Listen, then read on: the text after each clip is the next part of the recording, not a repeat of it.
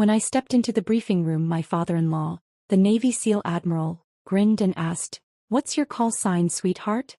The room erupted in laughter. I smiled back, steady and calm. "It's Valkyrie," I said. The laughter stopped. Respect didn't need to be requested. It was earned. "You're coming to my briefing tomorrow as a civilian observer," Simon announced at Sunday dinner, sliding the formal invitation across the table while Luke carved the roast. "Time you learned how real military operations work." My daughters were upstairs doing homework, missing the moment their grandfather finally overplayed his hand. 3 years I'd waited for him to make this exact mistake, thinking he could humiliate me publicly without knowing who I really was. Before we continue, if you've ever felt dismissed or underestimated despite your accomplishments, please consider subscribing. It's free and helps these important stories reach others who need them. Now let's see what happens next. The invitation sat between the mashed potatoes and green beans, its Naval Station Norfolk letterhead reflecting the dining room chandelier. Luke's knife paused mid-slice through the meat. He recognized the trap his father was setting but didn't know I'd been preparing for exactly this moment since the day Simon first dismissed me as an inadequate addition to the Hawthorne military legacy. "That's thoughtful of you, Dad," Luke said carefully, his tone measured in that way he'd perfected after years of navigating his father's moods. His hand found mine under the table, a silent apology for whatever humiliation he assumed was coming. He had no idea that the invitation represented my opportunity, not Simon's. Simon leaned back in his chair, satisfaction radiating from every line of his weathered face. At 62 he still carried himself with the authority of active duty, even in civilian clothes. His gray beard was trimmed with military precision, and his eyes held that particular coldness reserved for those he considered beneath his notice. For 3 years that had been me. "Well, someone needs to understand what real service looks like," he said, cutting into his meat with deliberate force.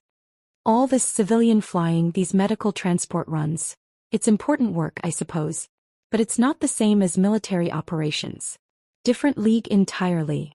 The dismissiveness in his voice was practiced, perfected over countless dinners where he'd systematically diminished everything about my career. To him, I flew sick people between hospitals, a glorified ambulance driver in the sky. He'd constructed this narrative so completely that even Luke sometimes forgot what I'd done before we met, before I'd traded my military call sign for a civilian registration number. My medical evacuation business, Lifeline Aviation, operated from a small hangar at Norfolk Regional. What Simon didn't know, what I'd carefully hidden, was that we held classified contracts with 3 government agencies. The tourist helicopter story he'd spread at the officers' club was so far from reality that my business partner Maria, a former Army medic who'd lost her leg in Kandahar, had created an entire false paper trail to support it. We'd let Simon believe his own fiction because the truth would have threatened his carefully maintained superiority. "I appreciate the opportunity to observe," I said, keeping my voice soft, submissive, the tone I'd perfected to protect Luke's career. Simon liked his daughter-in-law quiet, supportive, preferably invisible. For 3 years I'd given him exactly what he wanted, even as it ate away at something fundamental inside me. After dinner, while Luke helped clear dishes and Simon sat in the living room watching his military history documentaries, I stood at the kitchen sink studying my reflection in the window. The woman staring back had learned to make herself smaller, to occupy less space, to speak only when addressed. She wore cardigans instead of flight suits, carried diaper bags instead of survival gear, and attended PTA meetings instead of mission briefings. But underneath that carefully constructed exterior, Major Brianna Mitchell still existed. Valkyrie 77, who'd flown into hellfire to extract wounded soldiers. Who'd earned a Distinguished Flying Cross for actions that remained classified. Who'd saved 15 men in Helmand Province, including Simon's brother Nathan, though Simon had no idea his son had married the pilot who'd defied death and physics to bring his brother home. Later that night, after we'd returned to our modest 2-story house 6 blocks from the base, I sat in my home office while Luke put the girls to bed. The room was deliberately mundane. Family photos, children's artwork, a filing cabinet full of school permission slips and tax documents. But hidden in a locked drawer beneath old warranties and instruction manuals was a manila folder I'd been building for 3 years. Inside were the declassified portions of my service record, mission reports with redacted sections that still told enough of the story, and most importantly, the commendation letter signed by Admiral Simon Hawthorne himself, praising Major B. Mitchell for extraordinary valor in Operation Crimson Sand. He'd never connected B. Mitchell to Brianna, his son's wife. The thought had simply never occurred to him that the pilot who'd saved his brother could be the same woman he'd spent 3 years treating like furniture. The morning preparation ritual that Tuesday began at 5:30 a.m., as it had every day for 3 years. Luke's uniform hung in our bedroom waiting for my attention. I pressed each crease with mechanical precision, aligned his ribbons using a ruler, ensuring his appearance would be beyond reproach. Simon judged military families by their perfection, and I'd learned to weaponize that perfectionism as camouflage. Sarah and Emma's lunch boxes sat on the kitchen counter. Ham and cheese for Sarah, who hated peanut butter, turkey for Emma, who was going through a phase where she'd only eat specific foods in specific orders. I wrote their daily notes on small cards, hearts and smiley faces decorating messages about being brave and kind. They'd never know their mother's definition of brave included flying through rocket-propelled grenades with half a helicopter systems failing. Luke found me in the kitchen at 6:15, freshly showered and reaching for the uniform I'd prepared. He kissed my forehead, a gesture both tender and apologetic. He knew what his father was planning at the briefing. He tried to talk Simon out of it, but once the Admiral set a course, deviation was impossible. "You don't have to go," he said quietly, fastening his ribbons. "I can tell him you're sick, that the girls need you." "It's fine," I replied, pouring his coffee into the travel mug he'd used since his academy days. "Your father wants to teach me about real military operations. Maybe I'll learn something." The words tasted bitter, but I kept my expression neutral. Luke studied my face, searching for signs of the anger he knew I had every right to feel. But I'd gotten very good at hiding things from the Hawthorne men. It was safer that way for all of us. At 6:45 a.m., I kissed both girls goodbye at the breakfast table, their cereal bowls half empty and backpacks waiting by the door. Emma looked up from her worksheet, a math problem about fractions that she'd been struggling with since yesterday. "Mom, why are you dressed fancy?" she asked, noting my pressed slacks and blazer instead of my usual jeans and comfortable shirt. "Just a meeting at the base," I told her, smoothing her dark hair that matched Luke's perfectly. Sarah barely glanced up from her book about dolphins, already lost in ocean facts she'd recite later whether anyone wanted to hear them or not. They had no reason to suspect this Tuesday was different from any other, no idea their mother was about to walk into a carefully orchestrated ambush. The drive to Naval Station Norfolk took 18 minutes through morning traffic that moved with frustrating predictability. School buses stopped at every corner, parents in minivans heading to drop-offs, contractors' trucks making their way to job sites. My phone, mounted on the dashboard, lit up with Luke's text at the second red light. "Dad was weird at breakfast. Kept talking about teaching someone about knowing their place. Think Jenkins is getting demoted. Be careful driving." Poor Luke. Still believing his father's venom was aimed at some junior officer instead of recognizing the target had always been me. I'd watched Simon perfect this technique over 3 years. The indirect attack, the plausible deniability, the way he could destroy someone while maintaining complete professional distance. Luke had been raised in that shadow, trained to interpret his father's moods but blind to the patterns when they involved people Simon deemed unworthy of consideration. I typed back at the next light, "Thanks for the warning. Love you." Short, simple, giving nothing away about my recognition of Simon's true intentions or my own preparations for what was coming. The base gates appeared through morning haze, guards checking identification with the kind of thorough boredom that came from repetitive security work. My civilian contractor pass earned a second look, then a wave through. I'd had that pass for 2 years, consulting on medical evacuation protocols, though Simon had managed to keep that information from spreading among his social circle. In the visitor parking area, I pulled in between 2 official vehicles, their government plates declaring their importance to anyone who cared to notice. As I gathered my things, movement caught my eye. Sandra Torres struggling with grocery bags near her SUV 3 spaces over. Commander Torres's wife, a woman who'd perfected the military spouse role to an art form that even Simon couldn't criticize. "Brianna," Sandra called out, her voice carrying that particular tone of sympathy reserved for those about to face unpleasant situations. She abandoned her groceries and walked over, her expression carefully composed but her eyes full of warning. "I didn't expect to see you here today. Simon invited me to observe his briefing," I said, keeping my voice neutral while reading the knowledge in her face. Sandra glanced around, then leaned closer, her voice dropping to a confidential whisper that still carried perfectly in the morning air. "He's been talking about this at the officers' club all week. Marcus came home last night saying your father-in-law was planning to," she paused, choosing her words carefully, "put his son's wife in her proper context. Those were his exact words. Marcus was uncomfortable with it, said it felt wrong, but you know how Simon is when he decides something needs to happen." The confirmation of what I'd suspected landed without surprise. Simon had been broadcasting his intentions, building an audience for my humiliation, ensuring maximum witnesses to whatever lesson he planned to teach. The only variable he hadn't considered was that his target had been preparing for this moment longer than he'd been planning it. "I appreciate the warning," I told Sandra, meaning it. She'd risked Simon's displeasure by telling me, a small act of rebellion in the rigid social hierarchy of military families. "Just be careful," Sandra said, squeezing my arm before returning to her groceries. "That man has destroyed careers for less than what he thinks you've done to his family's reputation." Inside the administrative building, the temperature dropped 20 degrees, air conditioning fighting Virginia's October humidity with aggressive efficiency. The lobby bustled with controlled chaos, uniforms moving with purpose while civilian contractors clustered near the security desk, waiting for escorts or directions.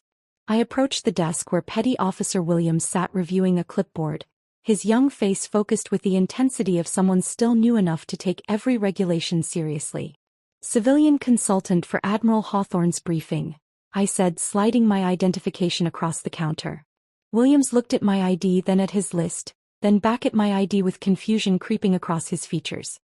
He checked the list again, running his finger down the names twice before looking up at me with barely concealed bewilderment. "Ma'am, you're on the list, but..." He paused, clearly trying to figure out how to phrase his question professionally. "It says civilian consultant, but the annotation shows you're the Admiral's daughter-in-law. Do you need a visitor badge or should I call for an escort since you're family?" "Visitor badge is fine," I said, watching him process this bureaucratic puzzle. "I'm here in a professional capacity." The confusion deepened, but Williams was too well-trained to question further. He printed my badge, the words civilian consultant bold across the bottom, and handed it over with directions to conference room beyond the 3rd floor. As I clipped it to my blazer, 2 lieutenants near the elevator caught my attention, their voices carrying despite their attempt at discretion. "Heard the Admiral's planning something for the briefing," one said, young enough that his uniform still looked like a costume. "Something about demonstrating the difference between real service and civilian pretenders."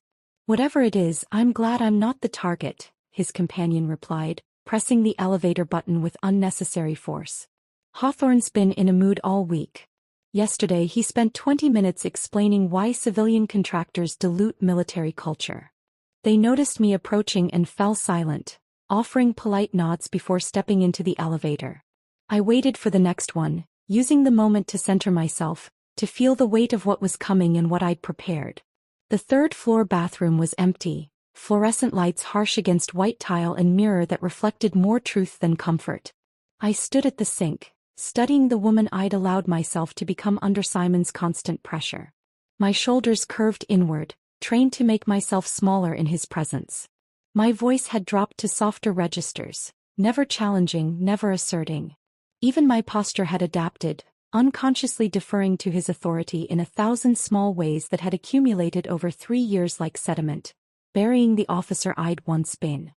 I straightened my spine against the mirror's harsh truth, pulling my shoulders back into something resembling the posture I'd once carried with pride. The bathroom door opened behind me and Lieutenant Morrison entered, one of the 2 female officers I'd noticed earlier.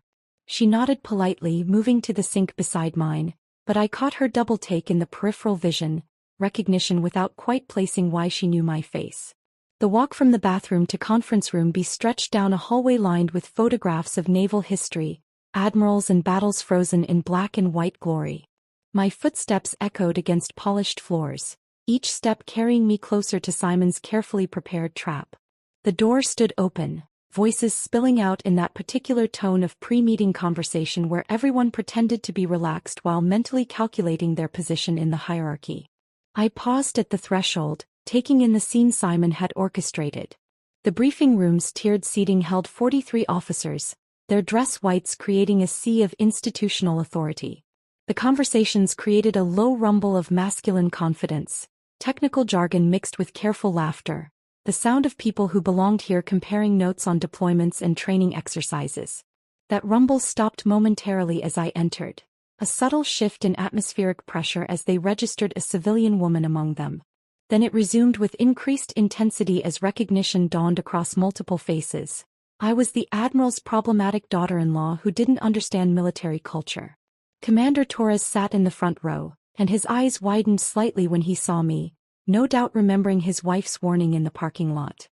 He gave me the smallest nod, almost imperceptible, a gesture that said he knew what was coming and disagreed with it but wouldn't risk his career intervening. Behind him, clusters of lieutenants and commanders arranged themselves according to some invisible protocol I'd once known by heart but now observed as an outsider. I chose a seat in the fifth row, visible enough to be properly humiliated but not so prominent as to appear defiant. The chair was uncomfortable, designed for function rather than comfort, and I settled into it while conversations swirled around me. Nobody spoke to me directly, though several officers shot curious glances my way, trying to figure out why a civilian, and specifically this civilian, had been invited to their operational briefing. 2 rows ahead, I heard Captain Roberts telling another officer about a training exercise gone wrong, something about helicopter maintenance and scheduling conflicts. The irony wasn't lost on me. They were discussing the exact type of logistics I'd managed flawlessly for 12 years. But to them I was just Luke's wife who played with helicopters on weekends. At 0858 the room began to quiet, that institutional conditioning that made military personnel unconsciously aware of approaching authority. Papers shuffled, coffee cups found stable surfaces, phones disappeared into pockets.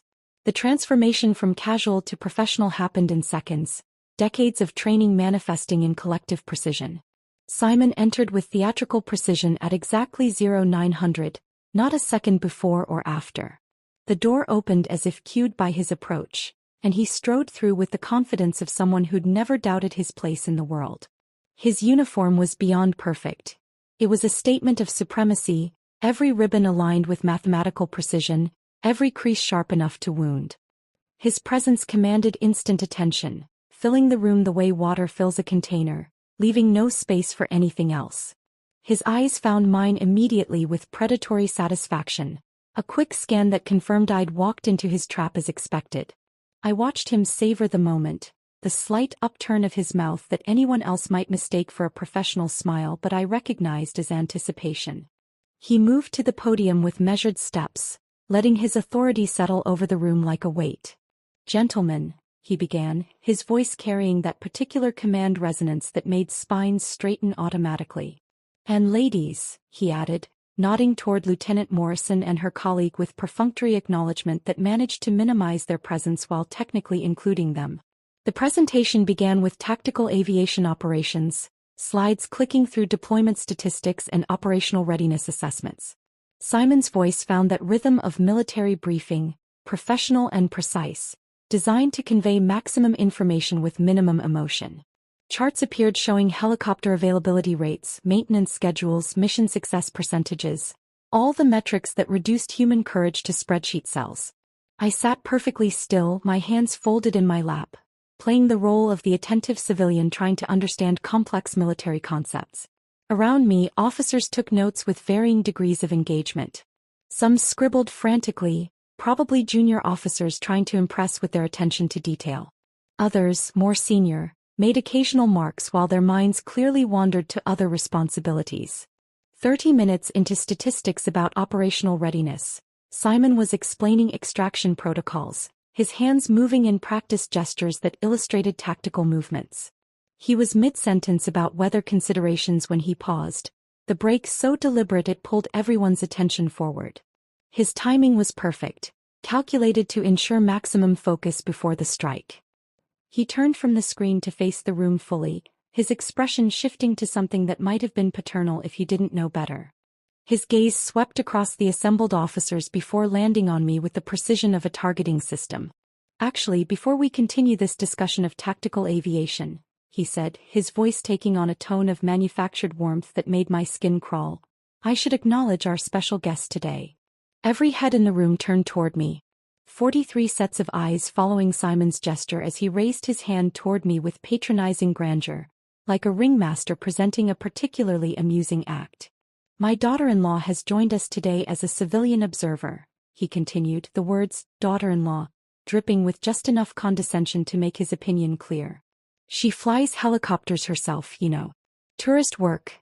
Sunset tours over Virginia Beach, I believe. Perhaps she'll learn something about how real military operations function. The laughter started as uncomfortable chuckles from a few junior officers who weren't sure if they were supposed to find this funny. But Simon's expression gave them permission, his own smile widening as he delivered the next blow. Tell me, Brianna, he said, his voice taking on exaggerated sweetness that wouldn't fool a child. Since you're a pilot yourself, what's your call sign? Do civilian pilots have those? What do they call you, sweetheart? Angel wings. He paused, letting the anticipation build before delivering the final insult with perfect timing. Princess? The room erupted. The uncomfortable chuckles transformed into genuine laughter, some officers actually slapping their knees or elbowing their neighbors. It was the kind of laughter that came from relief.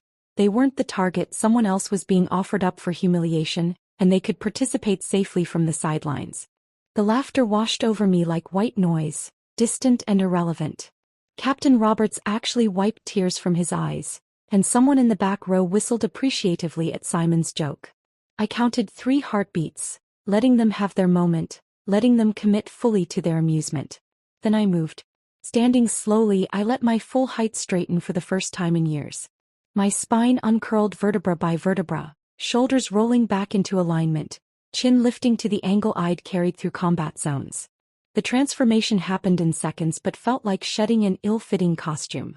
The room's laughter faltered slightly at the change, though most continued their amusement, unaware they were about to witness professional destruction. My hands remained steady at my sides as I met Simon's gaze directly. No deference now, no carefully crafted submission.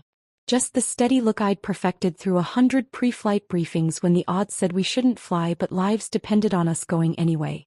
It's Valkyrie. The 2 words dropped into the room with the precision of a surgical strike. I let each syllable carry the weight of 100 missions. The authority of someone who'd earned their name in fire and blood rather than conference rooms and political maneuvering. The effect was instantaneous. 43 faces froze simultaneously, laughter dying in throats mid-chuckle. Commander Torres choked on his coffee, the sound sharp in the sudden silence. His coughing fit lasted 3 seconds before he managed to gasp out a single word that changed everything. Valkyrie. Because everyone in that room knew the legend of Valkyrie 77 who'd flown Operation Crimson Sand. They'd heard the stories whispered in ready rooms, passed around during deployments, discussed in hushed tones at officers' clubs. The pilot who'd done the impossible, who'd defied physics and probability to bring people home. None of them had connected that legend to the Admiral's dismissed daughter-in-law. Lieutenant Morrison's hand flew to her mouth. Captain Roberts's jaw went slack. In the 3rd row, a young ensign dropped his pen, and it clattered against the floor with a sound that seemed impossibly loud. Simon's smile flickered, uncertainty creeping into his expression for the first time since I'd known him. August 2018, Helmand Province. My voice cut through their stunned silence with clinical precision. I didn't need to raise my voice. The truth carried its own weight. Each word landed like evidence being presented to a jury, building a case they couldn't dismiss. 15 men extracted under heavy fire. Enemy RPGs had taken out half our hydraulics. My co-pilot, Lieutenant David Park, was unconscious from shrapnel wounds, bleeding through his flight suit while I held the stick with both hands, fighting to keep us airborne. The extraction zone was hot. Taliban fighters had surrounded the SEAL team's position, and we were taking fire from 3 directions. The room had gone completely still. Even breathing seemed to have stopped. Simon's hands found the edges of the podium, gripping hard enough that his knuckles showed white through his skin. His face had lost color, recognition beginning to dawn in his eyes. Including Master Chief Nathan Hawthorne. The name landed like a physical blow. Simon actually swayed, catching himself against the podium. Around the room, officers exchanged glances, connecting dots that had never seemed related before. Nathan Hawthorne, the Admiral's brother, the decorated SEAL who died in action 2 years ago, but not before Operation Crimson Sand had given him those extra years. Your brother, Admiral. I kept my voice level, professional, though the memory of that night still lived in my bones. He was bleeding out from a femoral wound when we loaded him. Lost consciousness twice during the flight. He came to long enough to beg me not to let him die before he could hold his daughter. She'd been born 3 weeks earlier while he was deployed. He had her picture taped inside his helmet. Someone whispered, "Dear God," from the back row. Another officer had pulled out his phone, likely searching for declassified details about Crimson Sand, trying to verify what couldn't possibly be true, that the woman their admiral had mocked for 3 years was the pilot who'd become legend. I flew with half my hydraulics gone and my co-pilot unconscious, navigating by muscle memory and instinct when the instruments failed. The helicopter was shaking so badly that my crew chief, Sergeant Martinez, dislocated his shoulder trying to provide covering fire. We took 17 hits to the fuselage. The crew counted them later, amazed we'd stayed airborne. Simon's face had cycled through a spectrum of emotions: shock, disbelief, and now something approaching horror as the implications crashed over him. His carefully orchestrated humiliation was collapsing, revealing something far worse than simple cruelty. He'd been dismissing the very person who'd saved his brother's life. Nathan lived long enough to meet his daughter because I refused to let him die on my watch. 2 years later he sent me a letter before his final deployment. He wanted someone to know the truth about that night, about the decisions that nearly killed all 15 men before we even launched. The whispers started then, spreading through the room like wildfire. Crimson Sand. Impossible. That was her. Officers leaned toward each other, voices urgent but hushed, as if speaking too loudly might shatter whatever was happening. Commander Torres had recovered from his coughing fit and now stared at me with an expression of absolute recognition. He'd been there. He knew. I pulled out my phone with deliberate calm, swiping to a document I'd saved 6 months ago when the classification levels had finally dropped. The screen displayed the header clearly: Operation Crimson Sand After Action Report Declassified. The official seal was visible, along with the date stamp and authorization codes that verified its authenticity. The declassified report makes for interesting reading, Admiral. I held the phone up, though the screen was too small for anyone but me to read clearly. That didn't matter. They could see it was real, official, undeniable. Particularly the section about command decisions that night. 3 abort recommendations from the weather officer. 3 overruled by you personally. Simon's legs seemed to lose strength. He gripped the podium with both hands now, no longer for emphasis but for support. The color had completely drained from his face, leaving him gray and hollow looking under the fluorescent lights. You prioritized your operation timeline over pilot safety assessments. The report notes, and I quote, "Command's insistence on immediate extraction despite weather warnings created unnecessary risk to both air crew and ground personnel. That's military speak for you nearly killed your own brother through arrogance." The silence that followed was absolute. Nobody moved. Nobody breathed. The air conditioning hummed overhead, suddenly audible in the vacuum of sound. 43 officers sat frozen, witnessing something none of them had expected when they'd walked into this routine briefing. They'd come to see the Admiral put his daughter-in-law in her place. Instead they were watching him confront the reality that he'd spent 3 years diminishing the hero who'd saved his brother's life. A captain in the second row suddenly stood up, his chair scraping against the floor with a harsh metallic sound that cut through the silence. His face was flushed, eyes wide with something between disbelief and recognition. "Wait," he said, his voice cracking slightly. "If you're Valkyrie 77, then you're the one who—" He stopped, looking at Simon, then back at me, clearly torn between finishing his thought and maintaining protocol. The revelation about Nathan wasn't random. 2 months ago, I'd been sorting through old mission files in my office when Maria had knocked on my door with an expression I'd never seen on her face before. Her military intelligence contacts, people she'd kept in touch with despite losing her leg in Kandahar, had uncovered something while investigating declassified operations. Simon had hidden his brother's survival story from everyone, including Luke, Because admitting Nathan lived those extra 2 years meant acknowledging someone else's heroism. Specifically, a female pilot who defied his direct orders to abort the mission. Maria had printed everything, handed me the folder without a word, and watched my face as I read through reports that painted a picture of systematic deception. Simon had buried the truth so deeply that his own son didn't know his uncle had survived Crimson Sand, didn't know about the 2 years of letters Nathan had written, didn't know about the growing rift between the brothers that had nothing to do with military service and everything to do with conscience. Lieutenant Morrison had her phone out now, holding it at an angle that suggested she was recording. One of only 2 female officers present, she understood what was happening here went beyond personal drama. This was about systemic dismissal, about how women in service were erased from their own stories. Her colleague, Lieutenant Chin, sat frozen beside her, hands clenched in her lap as if physically restraining herself from speaking. I reached into my blazer's inner pocket, pulling out a folded piece of paper I'd carried for 6 months. The edges were worn from handling from the times I'd taken it out late at night when Luke was asleep, reading Nathan's words and wondering when the right moment would come to reveal them. Admiral Hawthorne, I said, using his formal title deliberately, establishing the professional distance he'd always insisted upon. Your commendation letter to Major B. Mitchell praised exceptional courage under impossible conditions. You called that pilot a credit to naval aviation, and recommended them for the Distinguished Flying Cross. I unfolded the letter slowly, letting the paper's rustling fill the silent room. Several officers leaned forward, trying to see what I held. Simon's face had gone from gray to something approaching translucent, as if all the blood had simply evacuated his body. Yet you've spent 3 years belittling the same pilot at family dinners. You introduced me as Tyler to Admiral Morrison at last year's Navy ball. Wrong name, deliberately wrong, a small cruelty designed to show how little I mattered.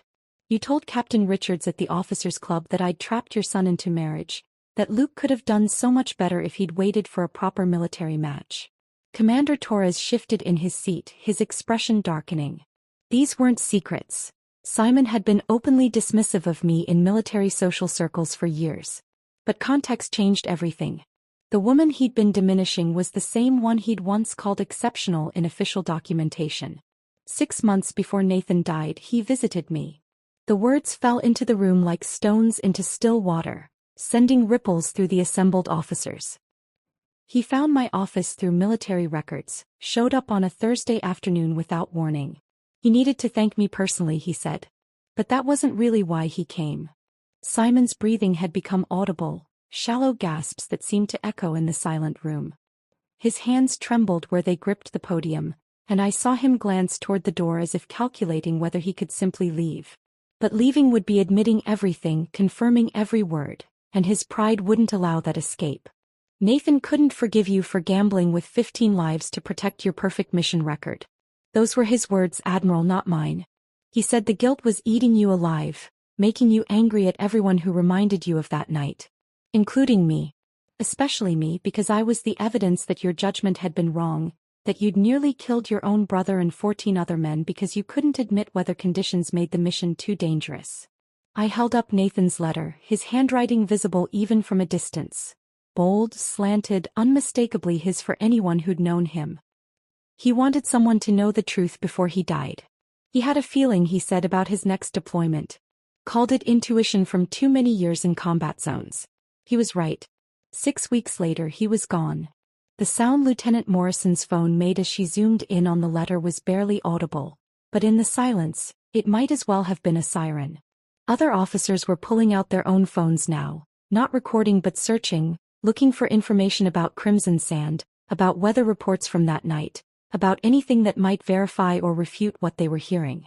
Should I read his exact words, Admiral? I asked, though I didn't wait for permission. Nathan's message deserved to be heard by witnesses who could understand its weight. If something happens to me, I read, my voice steady despite the emotion threatening to break through, someone needs to know about Simon's pattern. Crimson Sand wasn't isolated. Operation Redstone in 2016. 7 dead because he ignored terrain warnings. Operation Nightfall in 2017. 3 casualties from pushing through despite equipment failures. He buries the reports, uses connections to keep investigations surface level, and good people keep dying for his reputation. The room erupted. Not in laughter this time, but in shocked exclamations, urgent whispers, chairs creaking as officers turned to each other with expressions of disbelief and growing anger. Someone in the back row cursed softly but audibly. Another officer stood up, then sat back down, clearly unsure what protocol demanded in this situation. Captain Roberts had his phone out, typing furiously. I caught a glimpse of his screen. He was searching for Operation Redstone, finding the sanitized public report that mentioned casualties but not causes. The real reports, the ones Nathan had referenced, were still classified, but their existence was confirmed by the very fact that sanitized versions existed at all. That's enough, Simon said, but his voice came out as barely a whisper, lacking any authority. He cleared his throat, tried again. That's classified information. You can't. It's not classified anymore, I interrupted, holding up my phone again. Crimson Sand was declassified 6 months ago. Nathan's letter isn't classified at all. It's personal correspondence. And those other operations you buried? Inspector General's office has been very interested in patterns of command failure. Especially when those patterns are documented by a deceased SEAL who had no reason to lie. The weight of what I'd revealed seemed to press down on the room. These weren't just personal failures or family drama. This was about systemic command failures that had cost lives, cover-ups that went to the heart of military integrity. Every officer present understood they were witnessing something that would have repercussions far beyond this briefing room, beyond Simon's career, beyond any personal vendetta between a dismissive father-in-law and the daughter-in-law he'd never bothered to truly know. The silence stretched until Commander Torres pushed back his chair, the metal legs scraping against the floor with a sound that made everyone turn. His face had gone pale beneath his Florida tan, and his hands trembled slightly as he stood. He was a big man, 6'3" with shoulders that suggested he'd played college football before choosing the Navy, but in that moment he looked somehow smaller, burdened by something he'd carried too long. I need to say something, Torres began, his voice shaking in a way I'd never heard from a senior officer. He looked directly at me, then at Simon, then back at me as if trying to decide which truth to tell first. I was there. Crimson Sand. I was one of the 15. The admission landed in the room with physical weight. Several officers turned in their seats to stare at him. Captain Roberts dropped his phone entirely, and it clattered onto the table with a sharp crack that nobody acknowledged. Torres had never mentioned this in 3 years of serving under Simon, 3 years of briefings and meetings where Crimson Sand had become legend but never personal testimony. Major Mitchell, Valkyrie, she saved my life that night. Not just technically, not just as part of the extraction. I mean literally saved my life. His voice gained strength as he continued, as if speaking the truth freed something that had been trapped. I was hit during the firefight before extraction. Shrapnel in my chest, couldn't breathe right. The medic said I needed immediate evac or I wouldn't make it. But Admiral Hawthorne, he paused, swallowing hard. Admiral Hawthorne wanted us to hold position for better weather. Said the mission parameters didn't justify the risk to aviation assets. Simon's mouth opened but no words emerged. His aide, Lieutenant Williams, had gone rigid in his seat near the front, his young face cycling through expressions of disbelief and growing comprehension. She came anyway, Torres continued, his eyes locked on mine now. Flew through conditions that should have torn the helicopter apart. I remember lying on the floor of that bird, watching her fight the controls while rounds punched through the fuselage around us, thinking this woman was going to die trying to save us. My blood was all over the deck. Park, her co-pilot, was unconscious and bleeding out. And she just kept flying, kept fighting like our lives mattered more than hers. He turned to face the room fully, addressing everyone now, his voice carrying the authority of witnessed truth. And when we got back, when the after-action report criticized command decisions that night, Admiral Hawthorne buried it. He took credit for the mission's success in his fitness reports, used our survival to justify his promotion to his current position. But the success was hers, not his. We lived because she defied abort orders, not because of his tactical brilliance. Before anyone could respond, Captain Roberts stood as well, his weathered face set in grim lines. Operation Redstone 2016, he said quietly, but his words carried clearly. I lost 2 men because Admiral Hawthorne insisted we proceed despite equipment failures. Said delaying would impact operational tempo. The investigation afterward blamed mechanical failure, but we all knew the equipment problems were documented and ignored. Another officer, Lieutenant Commander Phillips from the third row, stood slowly. Operation Nightfall 2017. He overruled weather holds 3 times in 1 week. Said we were being too cautious, that real warriors didn't let a little rain stop them. We lost a helicopter and 3 souls on the last mission. The report called it pilot error. The testimonies came faster now, officers standing one after another, years of buried truth spilling into the room like water through a broken dam. Each story painted the same picture.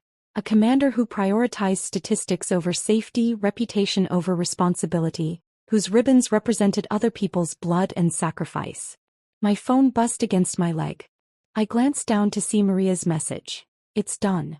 Every military journalist from here to DC has the files. CNN just called asking for comment. You've got about 30 minutes before this goes national. I hadn't asked her to do this. We'd never discussed releasing the files publicly. But Maria had sat beside me for 3 years, watching Simon's dismissiveness eat away at my confidence, watching me make myself smaller to protect Luke's career. She'd decided independently that today's revelation deserved a wider audience than this single briefing room. Lieutenant Morrison had lowered her phone but kept recording, her face set with the determination of someone documenting history. Beside her, Lieutenant Chin had tears running down her face, though whether from anger or validation I couldn't tell. They understood what this meant for every female service member whose contributions had been minimized, whose heroism had been rewritten to glorify someone else. The room's attention shifted suddenly to the front corner where Lieutenant Williams, Simon's aide, had stood up. At 24, Williams looked like he'd stepped out of a recruiting poster. Clean-cut, earnest, the kind of young officer who still believed the system worked if you just followed the rules. His voice cracked when he started speaking. Last week, Admiral Hawthorne ordered me to destroy documents related to Crimson Sand. The confession emerged in a rush as if he'd been holding it back by physical force. He'd learned about the declassification through back channels. There were original communications, weather reports, recorded abort recommendations, evidence that hadn't made it into even the classified files. He told me to shred everything, said it was routine cleanup of outdated materials. Simon's face contorted, his mouth working soundlessly. Williams continued, his voice gaining strength with each word. I couldn't do it. My father flew helicopters in Vietnam. He taught me that integrity matters more than career, that truth matters more than rank. So instead of destroying the documents, I copied everything and submitted it to the Inspector General's office yesterday morning. They confirmed receipt at 0800 today, about an hour before this briefing started. The sound Simon made wasn't quite a word, more a strangled gasp of recognition that his career, his reputation, his entire constructed identity was collapsing in real time. He released the podium and actually staggered, catching himself against the projection screen behind him. You all need to understand, Williams continued, looking around the room at his fellow officers. This isn't just about one mission or one person. There's a pattern here, documented across years of operations. Good people died because of ego. Heroes were erased because they didn't fit the narrative. Major Mitchell, Valkyrie, she represents everyone whose sacrifice got rewritten to make someone else look good. The room erupted into chaos. Officers were on their feet, voices raised not in laughter but in anger, in validation, in the kind of righteous fury that comes when systematic injustice is finally exposed. Someone near the back actually applauded Williams and others joined in, the sound building until it filled the room. But the applause wasn't celebratory. It was defiant, a collective acknowledgement that they were witnessing something necessary, something overdue. Through it all, I stood perfectly still in the 5th row, feeling the weight of 3 years of diminishment finally lifting from my shoulders. This wasn't about revenge anymore, wasn't about personal vindication. It had become something larger. A reckoning for everyone whose truth had been buried beneath someone else's ambition. The applause for Williams gradually faded, leaving behind a charged atmosphere that felt like the moment before lightning strikes. Simon stood against the projection screen, his body seeming to shrink with each passing second. His phone, face up on the podium, lit up with call after call, the screen showing names of admirals, Pentagon officials, and numbers from Washington that made several officers in the room exchange worried glances. The silence after Williams's confession stretched until it became unbearable. Then Simon finally spoke, his voice barely a whisper that somehow carried to every corner of the room. "It's all true." The words came out broken, each one seeming to cost him physically. He looked at me directly for the first time since I'd revealed myself as Valkyrie, and in his eyes I saw something I'd never witnessed before: complete defeat. "You saved Nathan. You saved my brother, and I spent 3 years trying to erase you from my life because your very existence reminded me that I nearly killed him." He pushed himself away from the screen, standing unsupported though his legs visibly trembled. The commanding presence that had dominated every room for 3 decades had evaporated, leaving behind a man confronting the ruins of his own making. "I threatened Luke's career," he continued, each admission falling like another stone into still water. "Told him that difficult wives could derail promising officers. Made it clear that if you didn't play the supportive civilian role, if you drew attention to your service record, there would be consequences for his advancement. I wanted you quiet and small because every time you walked into a room with your shoulders back, every time you mentioned flying, you were evidence of my cowardice." Lieutenant Morrison shifted in her seat, her phone still recording, capturing this complete unraveling of military authority. She started clapping, not the wild applause of celebration, but slow, deliberate strikes of palm against palm that rang through the room like a judge's gavel. Commander Torres joined her, then Captain Roberts, then Phillips. One by one, every officer in that room rose to their feet, their applause building into something that wasn't quite celebration and wasn't quite condemnation. It was acknowledgement. Recognition. A standing ovation for truth finally spoken, for the officer who'd been erased being restored to her proper place in history. 43 officers on their feet, applauding while Simon stood frozen at his podium, watching 3 decades of carefully constructed authority crumble in real time. His phone continued its desperate dance of notifications. Missed calls, text messages, emails marked urgent. The outside world was catching up to what had just transpired in this room, and Simon knew his reckoning had only just begun. I remained seated for a moment longer, feeling the weight of this moment settle into my bones. Then I stood, not to accept the applause but to deliver one final truth that would complete the picture of Simon's fundamental misunderstanding of who I was. "There's something else you should know, Admiral," I said, and the room quieted immediately, the applause dying as officers recognized there was more to come. "That medical evacuation company you've spent 3 years mocking as tourist flights? The one you told everyone about at the officers' club, laughing about how I fly sick people between hospitals." I pulled up another document on my phone. A contract header with Department of Defense seals and classification markings that made several officers lean forward instinctively. Lifeline Aviation holds 3 classified contracts with the Department of Defense. We've been running medical extractions in zones that officially don't have American presence. Places where soldiers get hurt doing things that never happened, where they need evacuation by pilots who don't exist on any official record. In 3 years of what you called playing with helicopters, I've flown more combat-adjacent missions than most active-duty pilots see in a full career. Gasps rippled through the room. Commander Torres actually sat back down, his legs apparently unable to support this new revelation. These officers understood what those contracts meant. Black Ops support, special operations backup, the kind of flying that happened in shadows and saved lives that couldn't be acknowledged. The suburban housewife you demanded I become, the quiet woman who packed lunches and attended PTA meetings. She was a cover story. Every time you dismissed me at family dinners, every time you introduced me with the wrong name or forgot what I did for a living, I was returning from missions you weren't even cleared to know existed. I saved more lives in the last 3 years than you have ribbons on that chest, all while pretending to be diminished because you made it clear that's what Luke's career required. Simon's phone rang again, a specific ringtone that made every officer in the room straighten instinctively.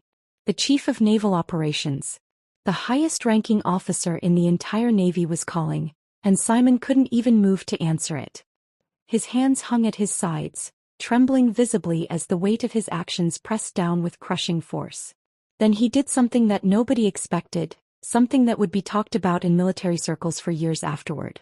Simon reached up to his chest and began removing his ribbons. One by one, with shaking fingers, he unpinned the decorations that had defined his identity for 3 decades. The Bronze Star, the Purple Heart, the Legion of Merit. Each one came off with a small metallic click that seemed impossibly loud in the silent room. He placed them on the podium in a neat row, the same precision he'd always demanded in everything, this final act of military bearing in the midst of complete personal collapse. When the last ribbon was removed, his uniform looked naked, vulnerable, like armor with all the plates removed. Simon looked directly at me, and when he spoke, his voice was steady for the first time since I'd said the word Valkyrie. "You're the officer I pretended to be." The words hung in the air, a complete inversion of everything he'd believed about hierarchy, about worth, about what constituted real service.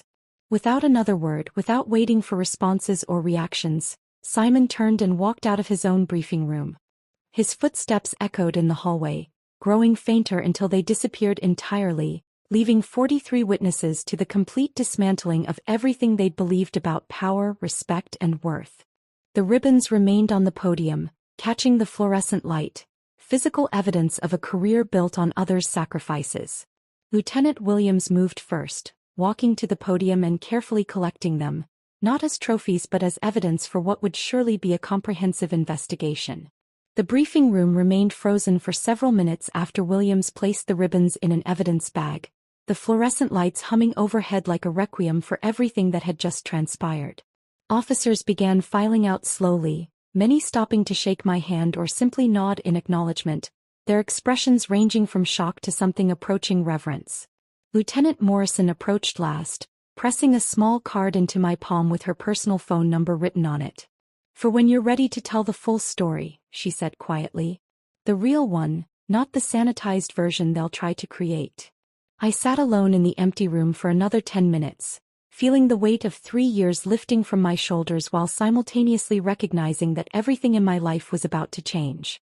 My phone showed 47 missed calls and nearly 200 text messages, but I ignored them all, needing this moment of silence before facing whatever came next. Luke arrived within an hour, bursting through the conference room door with an expression I'd never seen before, equal parts fury, pride, and profound relief. He'd received 17 different calls about what had transpired, each account adding another layer to the story, each caller more incredulous than the last. But instead of anger or confusion, instead of demanding explanations for why I'd never told him about Crimson Sand or Nathan or any of it, he simply crossed the room in 3 strides and wrapped me in his arms. "I've always known who you were," he whispered against my hair, holding me tight enough that I could feel his heart racing. "Not the details, not the missions, but I knew. Valkyrie, not the diminished version my father demanded. I've watched you make yourself smaller for 3 years and it's been killing me." He pulled back just enough to meet my eyes and I saw tears there, something I'd witnessed only twice in our entire marriage.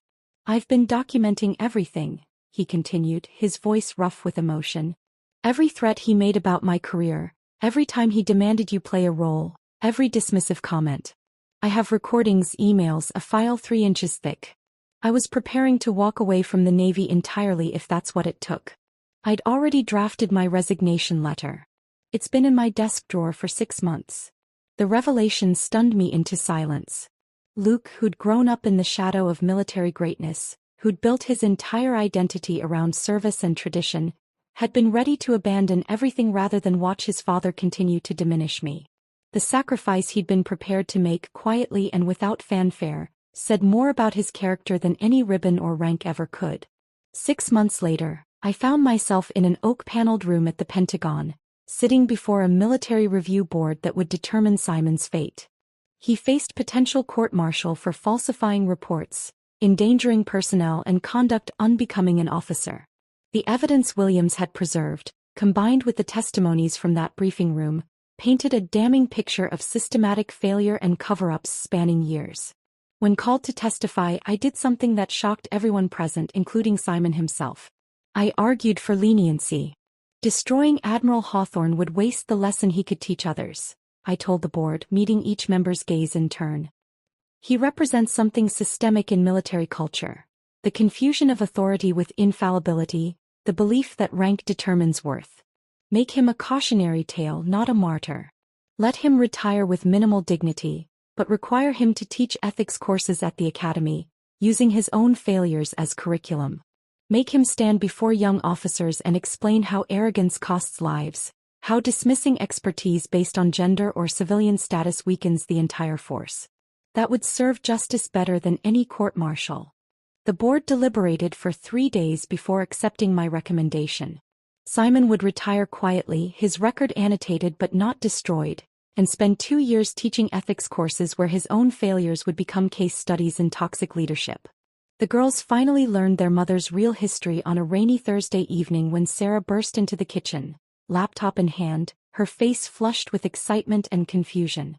She'd found a news article about the Valkyrie revelation that had transformed military culture discussions nationwide, complete with a photo of me in my flight suit from years ago, standing beside a helicopter I'd flown through impossible conditions. "Mom, is this you?" Sarah demanded, turning the screen toward me while Emma peered over her shoulder, both of them wide-eyed with the kind of shock that comes from discovering your parent is not who you thought they were.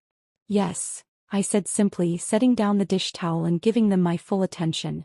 "That's me." Emma, always the more direct of the two, asked the question that mattered most. "Why didn't you tell us? Why did you hide it for so long?" I pulled out chairs for both of them, sitting down at our kitchen table where we'd shared countless ordinary moments, preparing to share something extraordinary. Sometimes the greatest strength is knowing when to reveal your power, not constantly displaying it. For 3 years I chose to protect our family's peace over my own recognition.